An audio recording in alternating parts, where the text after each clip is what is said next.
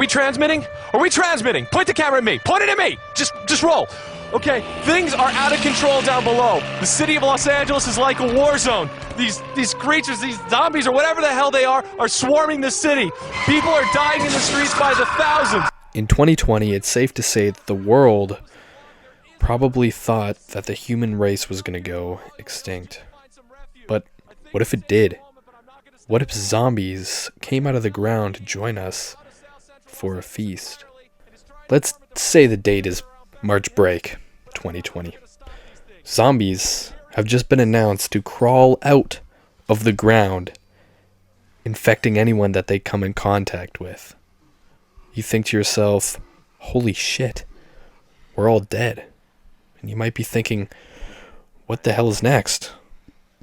Well, let's say you turn on the TV just to check the news, and this is what you see. The government tries to act really quickly. Scientists are trying to find a cure, or at least a way to slow the infection, and military forces are establishing safe zones. But are they really safe zones? Or are they just trying to get people in mass populated areas to come together so that they can kill them all to stop the spreading of the virus? And that wouldn't even be the worst.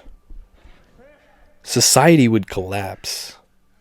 A bunch of people would be running around killing people for no reason. Supermarkets and Walmarts and Dollaramas would be fleed, all with people carrying mass and pounds of stuff that they probably don't even need. There would be no resources. We already saw during COVID, we weren't even going to all die, and yet we couldn't find toilet paper. You turn on the broadcaster, and everywhere that says there isn't safe zones, to stay inside. Don't go outside. That is the one thing the government is telling you to do. Do not get infected. Now, there would be some areas that wouldn't be hit as bad as some. But just in mere moments, almost half the world's population dies. Now, if worst case scenario happened, the infection would spread way too fast for anyone to stop. Civilization completely collapses, and the military is dead. No scientists are out there making a cure.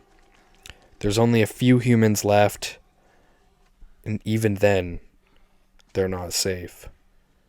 The planet becomes a total wasteland, ruled by the undead. But you, a lone survivor, stuck at his or her house, not knowing what to do. How do you survive? I got you. Number 1, avoid cities. If there is way too many people, there's way too many zombies. Number 2, high ground. Find yourself a house in the woods that is covered by trees. Not so much to where you can't see through the trees, but more so that you're hidden. You need hills, mountains, or fortified buildings that are up high like apartments, just so you can have some visibility and defense. Underground is also an option. If you have bunkers, caves, or even abandoned subways, like in the last season of The Walking Dead, those would be good too. Just make sure that, you have an escape plan. Number 2, section B. My bad. Number 4, food. You're going to need canned goods, because if you are rationing off of carrots that look like an old man's penis, you're fucked. You are not going to be eating anything that is moldy, because that will kill you before the zombie apocalypse does. Water. You are going to need to get a filter or learn how to boil salt water. Without that, you are going to be drinking black goo from your sinks. And this black goo may be connected to a well that has a dead zombie in it, also seen in Season 2 of The Walking Dead. Farming.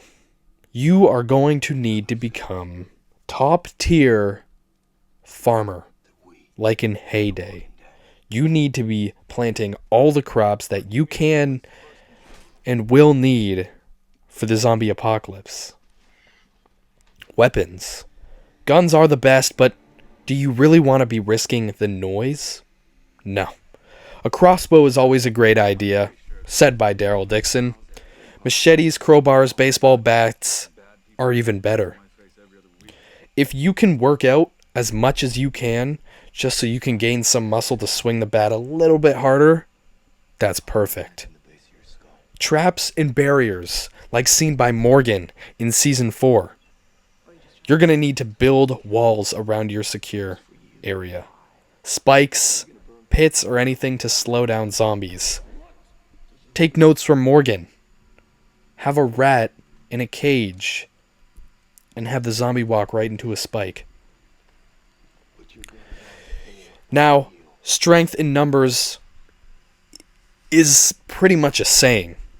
If you're in a small group of 4 people that you cannot trust, you're dead already.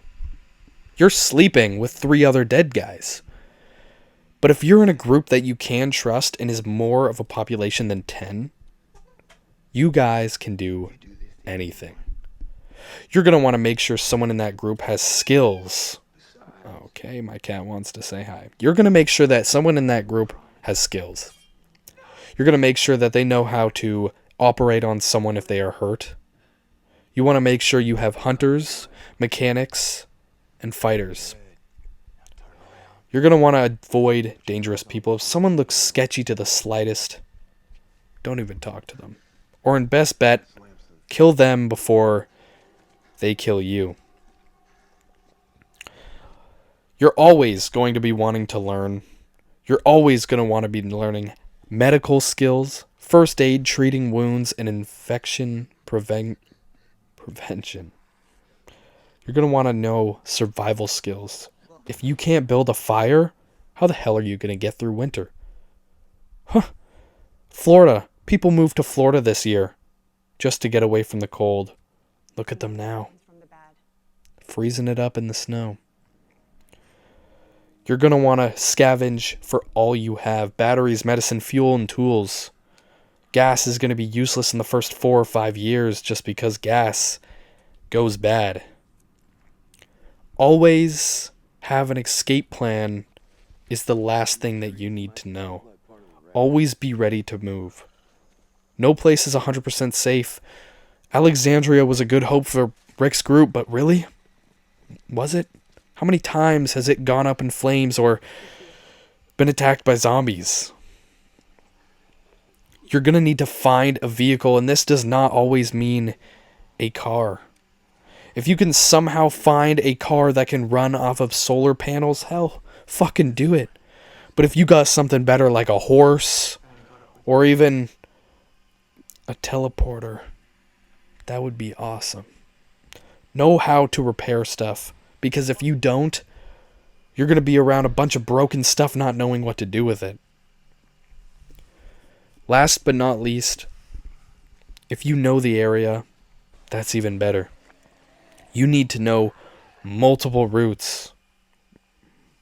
You're going to need to know multiple routes. Avoid highways, traffic jams by zombies. Use back roads and have an alternate exit. That's how you survive the zombie apocalypse. God bless to you all. No, I'm just kidding. The zombie apocalypse isn't happening, but it'd be pretty cool. All right, see you guys.